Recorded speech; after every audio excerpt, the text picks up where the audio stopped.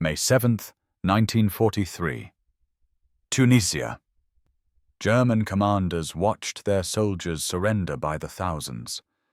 Over 267,000 Axis troops would lay down their weapons in the next 6 days.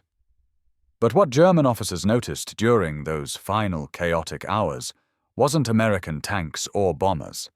It was a small, four-wheeled vehicle that appeared everywhere, climbing terrain that would stop German vehicles cold, moving faster than anything its size should move, and there were thousands of them. Wehrmacht generals, when interviewed after surrender, made a stunning admission. They admired this simple American machine more than the Sherman tank, more than the P-51 Mustang, more than any weapon in the American arsenal. They called it the Wonder Wagon. This is the story of how a $649 vehicle became Germany's most coveted piece of American equipment, and why capturing just 30 of them couldn't save Hitler's most audacious commando operation from complete failure. The vehicle was the Willys MB. Americans called it Jeep. It weighed 1,113 kilograms empty, measured 3.3 meters long, stood 1.77 meters high with the canvas top up. Under the hood sat an inline four-cylinder engine producing 60 horsepower. Top speed was 105 kilometers per hour. Range was roughly 480 kilometers on a full tank. The numbers tell you nothing about why German soldiers risked their lives to capture one. The technical specifications don't explain why Wehrmacht intelligence officers filed dozens of reports calling it superior to all German light vehicles in every measurable category. And the data certainly doesn't reveal why Hitler's favorite commando would launch Germany's boldest infiltration mission with only 30 captured jeeps when he needed 100. January 1943. Africa Corps reconnaissance units encountered their first abandoned American jeeps near the Tunisian front lines. German intelligence officers swarmed the vehicles. They documented everything: the four-wheel drive system with two-speed transfer case, the three-speed manual transmission, the simple but rugged suspension, the fold-down windshield, the removable canvas top and doors. But what caught their attention wasn't the mechanical components. It was the underlying philosophy. Germany designed specialized vehicles for specialized roles: the Kubelwagen for reconnaissance, the Opel Blitz for cargo, the half-track for troop transport. Each vehicle optimized for one specific task. The Jeep was designed to do everything adequately well: reconnaissance, transport, cargo hauling, ambulance, communications, command and control. One vehicle, 10 roles. And critically, one vehicle that could be mass-produced in quantities that made individual losses completely irrelevant. German field tests of captured jeeps revealed performance that shocked experienced officers. The vehicle handled sand, rocks, and slopes that would stop a Kubelwagen dead. Four-wheel drive where the Kubelwagen had only 2. 60 horsepower where the Kubelwagen had 23.5. Selectable high and low, range gearing that let it climb obstacles and tow loads far beyond what its size suggested possible. The steering was direct and responsive. The engine never hesitated. The brakes were strong. Most importantly, the Jeep could be repaired with basic tools by soldiers with minimal training. Every component was overbuilt, designed to survive abuse. German intelligence reports from Tunisia consistently reached the same conclusion. The American Jeep is superior to all German light vehicles in every measurable category except fuel consumption. It is faster, more powerful, more capable in rough terrain, and more reliable under combat conditions. Multiple reports recommended immediate acquisition of intact examples for detailed engineering analysis and tactical deployment. But these recommendations came too late. By March 1943, German forces in North Africa were fighting for survival. The British Eighth Army pushed from the east, American forces from the west. German fuel supplies had been reduced to a trickle by Allied air and naval attacks. At the Battle of Medellin on March 6th, German forces lost 50 tanks in a failed counterattack. Vehicle performance comparisons became irrelevant when there was no fuel to run any vehicles and no prospect of reinforcement. The few jeeps that German units managed to capture and keep operational became prized possessions. Logistics officers used them to shuttle supplies from rear areas to forward positions. Company commanders used them for rapid movement between positions. Forward observers used them to reach vantage points that would have taken hours to reach on foot. Medical personnel used them to evacuate wounded soldiers. The jeeps weren't replacing tanks or half-tracks. They were filling a gap that German doctrine had never adequately addressed: the space between individual soldiers on foot and heavy vehicles. German tactical reports from Tunisia noted a critical observation. The jeep allowed American commanders to make decisions and implement them immediately. In the fluid fighting of North Africa, where battles shifted by the hour and communication lines were constantly disrupted, the ability to move commanders and staff officers rapidly between positions was crucial. The jeep made that possible in ways German vehicles did not. By the time Tunisia fell in May 1943, German intelligence had compiled dozens of separate reports on captured American jeeps from every level of command. The conclusion was unanimous: the jeep was the most effective light military vehicle any German officer had encountered. What made the jeep truly remarkable wasn't any single technical feature. It was what the vehicle represented philosophically. Americans had figured out that having one vehicle that could do 10 things adequately well was more valuable than having 10 specialized vehicles that could each do one thing perfectly, especially when that one vehicle could be mass-produced in quantities that made individual losses irrelevant. Between 1941 and 1945, Willys and Ford produced 643,000 jeeps at a unit cost of $649 each. Germany produced approximately 50,000 Kugelwagons during the entire war at a unit cost roughly 3 times higher. The numbers told the real story. Americans weren't just better at designing vehicles, they were better at building them. Industrial capacity at a scale Germany could not match. The pattern repeated across every theater. In Italy, in France, in the Low Countries, in Germany itself. Wherever German forces encountered American units, they encountered jeeps in numbers that seemed impossible. German intelligence estimates consistently underestimated American vehicle production by factors of 2 or 3. The actual numbers were simply beyond German comprehension. American soldiers appeared so numerous and so well supplied that German troops came to believe each American soldier was issued his own personal jeep. This was obviously false, but the perception reflected a deeper truth.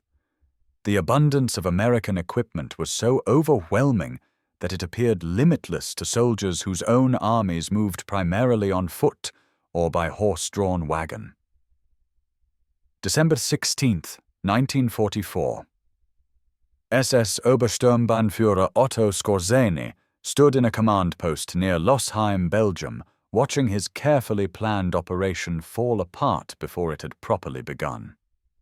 Skorzeny commanded Panzer Brigade 150, a special unit assembled for Operation Greif, the most audacious mission of the Battle of the Bulge.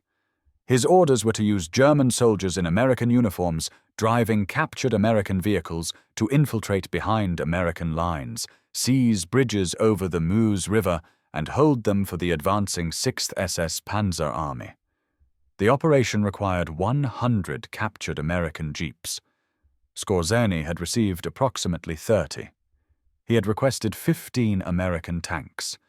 He received 2, one of which broke down before the offensive began. He asked for 3,300 soldiers.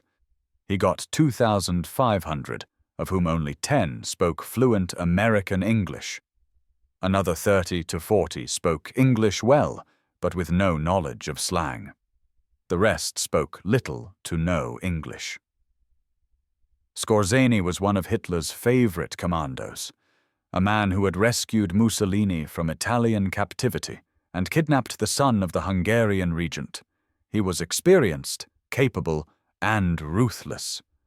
But Operation Greif was designed around a premise that could not be fulfilled. The Germans simply did not have enough captured American equipment to make the operation viable. Specifically, they did not have enough jeeps. The problem wasn't lack of trying. Since early 1944, German forces had been ordered to capture intact American vehicles whenever possible. Special teams were assigned to recover abandoned or damaged American equipment from battlefields. Repair facilities were established to restore captured vehicles to working condition. But American jeeps, despite being ubiquitous on the battlefield, were surprisingly difficult to capture intact. American units disabled their vehicles before abandoning them. Standing orders required removing distributor caps, draining fuel, and destroying critical engine components if retreat was necessary. American soldiers developed tactics specifically designed to deny equipment to the enemy. When abandoning a jeep, some units would pull the pin from a fragmentation grenade, place it under the driver's seat with the spoon held down by the seat cushion, and walk away. Anyone sitting in the driver's seat would trigger the grenade. Multiple German soldiers were killed or wounded this way before the tactic became known. Even when jeeps were captured intact, keeping them running was difficult. The vehicles consumed fuel at rates German logistics could not sustain. The 60-horsepower engine burned gasoline in quantities that shocked German supply officers accustomed to the fuel-efficient Wagon. German fuel in 1944 was often adulterated with synthetic additives that fouled American carburetors. Spare parts were non-existent. American jeeps used different bolt sizes, different electrical standards, different tire dimensions than German vehicles. Maintaining captured jeeps required cannibalizing other captured jeeps for parts, which rapidly reduced the number of operational vehicles. By December 1944, despite 18 months of systematic effort to acquire American vehicles, the German military had fewer than 200 operational captured jeeps in all of Western Europe. Of those, approximately 30 were allocated to Skorzeny's operation. The rest were scattered among various commands, most used by senior officers as personal transportation because they were more reliable and comfortable than German equivalents. Skorzeny launched his operation anyway. Approximately 150 German soldiers, organized into small teams, were assigned to infiltrate American lines. The English-speaking commandos drove captured jeeps, wore American uniforms over their German uniforms, carried American weapons, and had forged American identification papers. Their mission was to spread confusion, cut communication lines, redirect traffic, change road signs, and reconnoiter routes to the Meuse bridges. The operation achieved modest success for approximately 48 hours. German teams successfully misdirected some American units, cut telephone cables, changed road signs, and gathered intelligence on American positions. But the fundamental flaw quickly became apparent. There were so many actual American jeeps on the roads that German imposters blended into normal traffic initially. However, American military police became suspicious of unusual patterns. Skorzeny had made a critical error in planning. He assumed American jeeps normally carried 4 soldiers because German vehicles normally carried 4 soldiers. In fact, American practice was to assign 2 or occasionally 3 men per jeep. 4 was unusual. Once American counterintelligence identified this pattern, every jeep with 4 occupants became suspect. Multiple German teams were stopped, questioned, and captured because of this detail. The captured Germans revealed the operation under interrogation. Within 72 hours, American forces throughout the Ardennes were on high alert for German infiltrators. Roadblocks multiplied, password challenges became constant. Military police questioned drivers about American culture and slang. The paranoia spread beyond actual threats. American soldiers began shooting at other American soldiers who gave incorrect answers to impromptu quiz questions about baseball or movie stars. General Eisenhower was confined to his headquarters for several days because of concerns about assassination attempts. 3 members of Skorzeny's teams were captured near Weiler, Belgium, on December 17, 1944. They were tried by military court-martial on December 21st and executed by firing squad on December 23rd. Skorzeny himself was wounded in the face by American artillery on December 21st and evacuated from the front.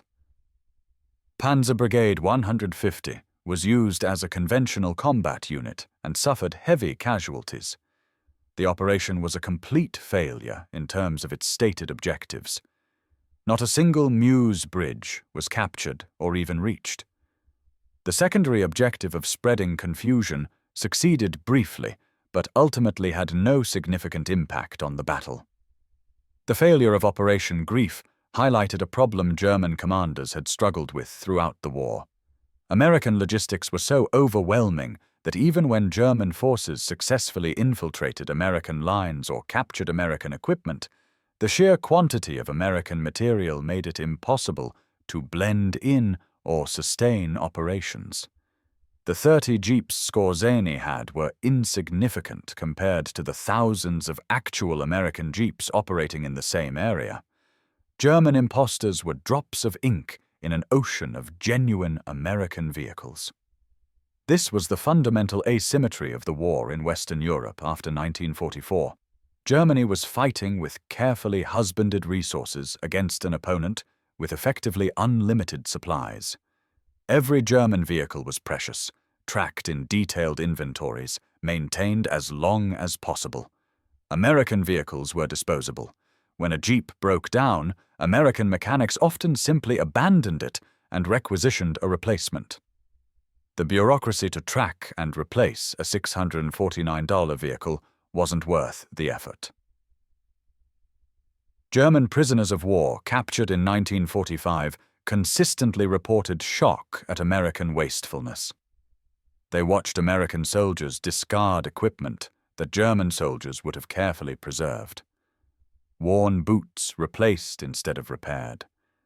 Damaged tools thrown away instead of fixed. Jeeps with minor mechanical problems pushed to the side of roads and abandoned. For German soldiers who had spent years making do with inadequate supplies, fighting with worn equipment, and cannibalizing broken vehicles for parts, the American abundance was incomprehensible. The Jeep became the symbol of this disparity. It wasn't the most powerful American weapon, not the most advanced, not the most feared, but it was the most visible. German soldiers saw Jeeps everywhere, all the time, in numbers that made no sense to men whose armies moved primarily on foot or by railway. The presence of Jeeps meant American logistics were functioning. Where there were Jeeps, there was fuel, there were supplies, there was organization. German tactical planning in Western Europe after D-Day increasingly revolved around this reality. Attacking American positions meant facing not just American infantry and armor, but American mobility. Cutting off American units was nearly impossible because they could relocate faster than German forces could encircle them. Disrupting American supply lines achieved little because American logistics had so much redundancy that losing a few trucks or jeeps made no practical difference.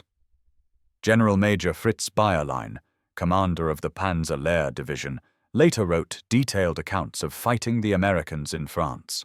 His manuscripts described how American units at every level, from platoon to division, had organic transportation that let them respond to changing situations in minutes rather than hours. German units, even elite panzer divisions, could not match this flexibility because their logistics trains were too cumbersome and their light vehicles too few and too fragile. The Volkswagen Kubelwagen was a good vehicle for its intended purpose: light reconnaissance and liaison work in areas with good roads or firm terrain. But it could not match the Jeep's performance in rough conditions, could not carry the same loads, could not tow artillery pieces, could not ford deep water. German soldiers who had experience with both vehicles universally preferred the Jeep, despite its higher fuel consumption. American military intelligence was aware of German interest in captured Jeeps. Reports from interrogated prisoners consistently mentioned German units seeking to acquire and use American vehicles. In November 1943, the United States War Department issued a technical manual describing the German Kubelwagen. The manual's assessment was blunt. The Volkswagen, the German equivalent of the American Jeep, is inferior in every way except in the comfort of its seating accommodations. British engineers who examined captured Kubelwagens reached similar conclusions. A report from the Humber Car Company stated the vehicle exhibited no special brilliance in design. These assessments weren't entirely fair. The Kubelwagen was designed to different specifications than the Jeep, optimized for different priorities. It was lighter, had better fuel economy, and the air-cooled engine required no radiator. But in practical combat use, these advantages were outweighed by the Jeep's raw capability. 4-wheel drive versus 2, 60 horsepower versus 23.5, higher ground clearance, stronger frame and suspension. The Jeep could go places the Kubelwagen could not, carry loads the Kubelwagen could not, tow equipment the Kubelwagen could not. More importantly, the Jeep was available in quantities that made comparison academic. By the end of the war, more than 640,000 Jeeps had been produced. They served on every front, in every climate, under every condition. They operated in the deserts of North Africa, the jungles of the Pacific, the mud of Northern Europe, the snow of the Ardennes. They carried troops, supplies, ammunition, wounded soldiers, radio equipment, commanders, and staff officers. They towed artillery pieces, trailers, and small aircraft. They were modified into ambulances, reconnaissance vehicles, weapons carriers, and fire trucks. General Dwight Eisenhower, Supreme Commander of Allied forces in Europe, later identified what he considered the most vital pieces of equipment to Allied success. In his memoir, Crusade in Europe, published in 1948, he wrote that most senior officers came to regard 4 pieces of equipment as among the most vital to success in Africa and Europe: the bulldozer, the Jeep, the 2.5-ton truck, and the C-47 airplane. Notably, all 4 were logistics platforms, not weapons. Eisenhower understood what many historians would later overlook. Modern industrial warfare was won by logistics, not tactics. The side that could move more men and material to the right place at the right time would win. The Jeep was the smallest but most numerous component of American logistics superiority. After Germany's surrender in May 1945, Allied occupation forces found thousands of captured American vehicles in German hands. Many had been repainted with German markings, some had been modified with armor or weapons, a few had been carefully maintained and were still in excellent condition. Most showed signs of hard use and inadequate maintenance, run on poor fuel with improvised repairs. The most remarkable discovery was not the number of captured vehicles, but the documented German efforts to reverse engineer the Jeep and produce a domestic copy. In late 1944, with Germany's industrial capacity collapsing under Allied bombing, the Wehrmacht had initiated a program to develop a German equivalent to the Jeep. Engineers at Volkswagen were tasked with designing a 4-wheel drive version of the Kubelwagen that could match the Jeep's performance. Prototypes were built and tested. The vehicle used Kugelwagen chassis and body components combined with a more powerful engine and a four-wheel drive system adapted from captured American examples. The prototypes reportedly performed well in testing. But by the time development was complete in early 1945, Germany lacked the industrial capacity to produce them in meaningful numbers. The program was abandoned when Allied forces overran the Volkswagen factory in April 1945. After the war, the Jeep's influence on military vehicle design was profound and lasting. The Soviet Union had received thousands of Jeeps through Lend-Lease during the war. Soviet engineers studied these vehicles closely and developed the JEEPS, incorporating design improvements learned from studying Lend-Lease Jeeps. France produced the Delahaye VLR. Italy produced the Fiat Campagnola. Japan developed the Toyota Land Cruiser and Nissan Patrol, both directly inspired by Jeeps encountered during and after the war. Even Germany, when it began rebuilding its military in the 1950s, designed its light tactical vehicles with clear influence from Jeep principles. The United States Army continued using Jeeps in Korea and beyond, eventually replacing them with evolutionary developments rather than entirely new designs. The basic concept remained unchanged: light, versatile, four-wheel drive, robust enough to survive combat conditions, simple enough to be maintained in the field. The civilian market for Jeeps was equally significant. Willys began producing civilian versions in 1945. The design evolved, but the basic concept persisted through decades and multiple corporate owners. Otto Skorzeny died in Madrid, Spain on July 5, 1975. He had fled to Spain after escaping internment and settled there under Franco's protection. When asked about Operation Greif, he consistently stated that the operation was doomed from the start, not because of flaws in planning or execution, but because the Germans simply did not have the material resources to compete with American logistics. He specifically cited the shortage of captured Jeeps as evidence of the broader problem. The Americans had so many that capturing them should have been easy, yet even systematic efforts over 18 months yielded fewer than 200 operational vehicles. Fritz Bayerlein survived the war and contributed extensively to the United States Army's historical program. His accounts consistently emphasize the impact of American material superiority, particularly mobility and logistics. That is how the Jeep became the most admired piece of American equipment among German soldiers. Not through firepower or technological innovation, but through reliable utility available in unlimited quantities. It was everywhere. It worked. And there was always another one. The vehicle itself was unremarkable, but what it represented was revolutionary. An army that could afford to treat a sophisticated mechanical vehicle as a disposable commodity. Industrial capacity so vast that individual losses were statistically invisible. That was the force that defeated Germany. Not better soldiers or better generals, but better logistics, built on an industrial foundation that could produce 640,000 identical vehicles in 4 years, while simultaneously building tanks, aircraft, ships, and everything else an army needed.